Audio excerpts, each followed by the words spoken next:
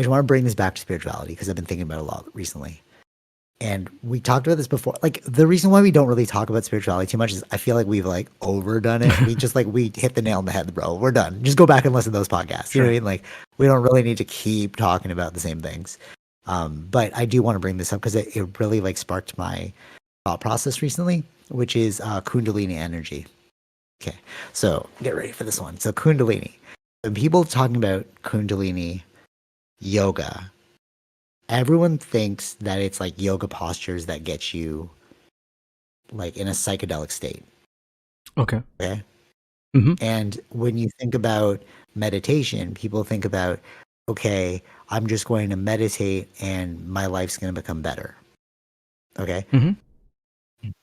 It's all centered around like this one practice in this one setting in this 1 hour period.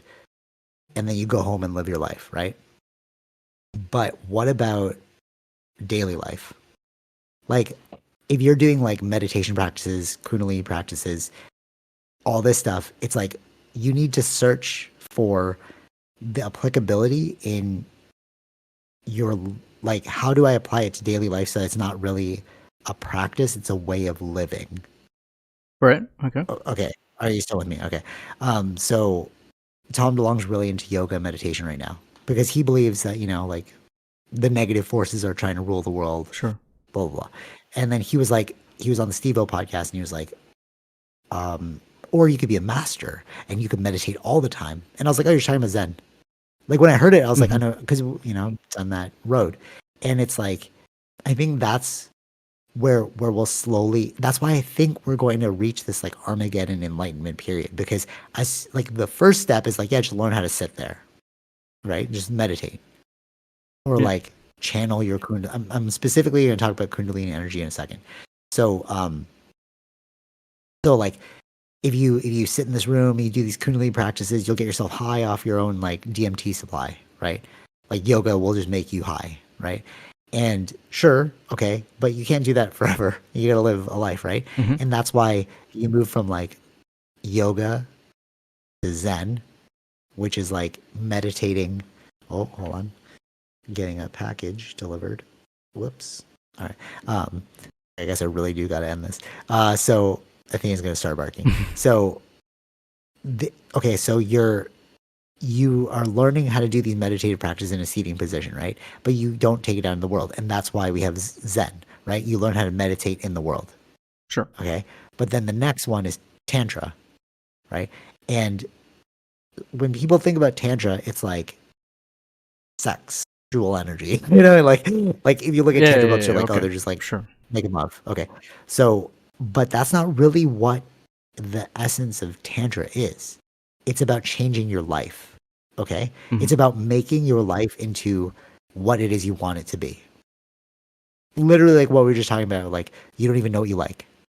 Yeah, right. It's about like discovering, right? So Kundalini is about channeling your, similar to Tantra, your sexual energy into your head. So it's like you're taking the energy from your base chakra to your highest chakra, which is in your crown, which is like enlightenment. Okay, sounds esoteric. You're like, oh, what is that going to do for me? Like, I'm just going to channel. And a lot of people get high when they do these practices, but that's not the point of it. Okay. But I brought this up. We talked about it before, but I want to bring it up again because I think it's really essential. You know, when you're like, everyone who's listening to this will know this experience. You know, when you're infatuated by another person, you start acting and doing certain things in order to like peacock in their direction. Right. Yeah. Right? You're like, I want you to like me, so I'm going to do this, right? I'm going to start doing push-ups. I'm going to get jacked, you know, whatever.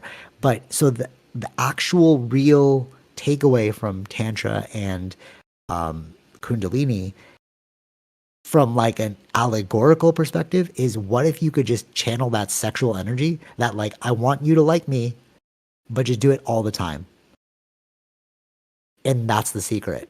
It's like, why do you need the other to influence you to become better? Why don't you just take that naturally occurring energy and make your life better? Okay. Right. Does that make sense? Yeah. Right. All right. Okay. So that being said, it's like what do you well essentially like what do you think about that? Like you're Like saying, like do you self understand? growth. We're talking about self growth, But not self it's not understanding. growth. No, it's not. It's not. Mm-hmm. It's not that. Because that is like I mean yes, but that's like 2 levels above. Why is Tantra and Kundalini so obsessed with sexual energy? Because we peacock off sexual energy. We try and become our best selves when we're trying to attract another individual. Okay, I So see. the Yeah, yeah, process, yeah, yeah. reason thing. So the process of Tantra, of channeling your sexual energy, isn't to become a really skilled lover in bed. It's to utilize that sexual energy, but in your life.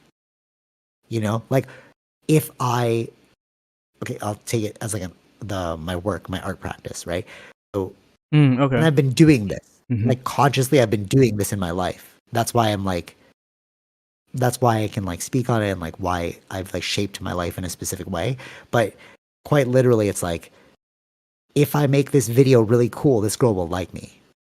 If I can make this video awesome, Right. this girl will like me. Mm-hmm. But it's like, now I just take the girl will like me part away. And I'm just focusing on, let me make this thing awesome. Right. Okay. Do you know what I'm saying? Yeah. But right, but that's like, that is, I think that's the secret sauce. And that's why like Tantra is the highest practice of spirituality. That's when you've taken your meditation and transformed your life. Whereas like, okay, Zen is all about, so it's like a step ladder, right? You start off meditating, learn how to control your mind. Then you learn how to do that in public spaces, which is Zen, right? I'm driving. Oh, somebody cuts me off. Or chill out, bro. Mm-hmm. But then the next level is like, how do you transform your life? And that's when Tantra comes in, because you're like, let me take this sexual energy I naturally have about making people like me and just doing that to change my life in a positive manner. Yeah. That makes sense? Mm-hmm. Okay, cool.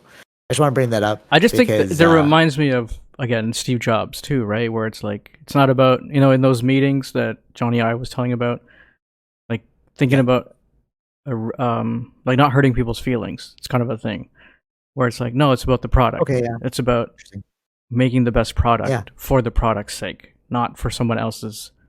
Ooh, yes. Yeah, right. But he was like, didn't know how to say it. Yeah. And I'm trying to like I'm trying to make the bridge, Right. right? Because I know as people start getting into like this esoteric stuff, like I remember like, oh, people are starting to meditate now. People are starting to take ice baths, blah, blah, blah, right? As you get into it, you're going to eventually hit the peak, which is Tantra.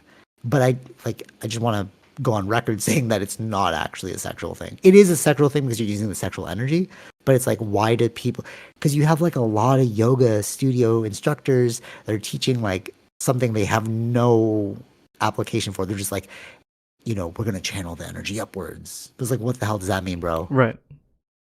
And it's like, so this is really about making your yeah. life But this is what I mean. It's like we're taking something that's positive, but then not understanding it, and then distributing it in a negative, could be a negative way. in like an ignorant manner. It's Sure, like, yeah. then everyone's going to start wearing like chakra beads and be half naked. And it's like, no, it's not really about that, bro. It's quite literally about just like doing the things you love. And that's what I feel from the Blink-182 album too. It's like they've really like unleashed their kundalini in a sense. Right. It sounds ridiculous, but like that is, and that's what I think is going to happen when I say like we're having an Armageddon. People are going to start realizing parts of their lives that I need to change this. I need to do this, right? And it's like all thanks to the internet, But yeah, just keeping that in mind. It's like it's from a very reductionist point of view. It's the exact same feeling as when you're trying to attract someone. You're like, I want to make this thing so cool because I want them to like me. Mm-hmm. Just take away the I want them to like me, and then I just want to make this cool.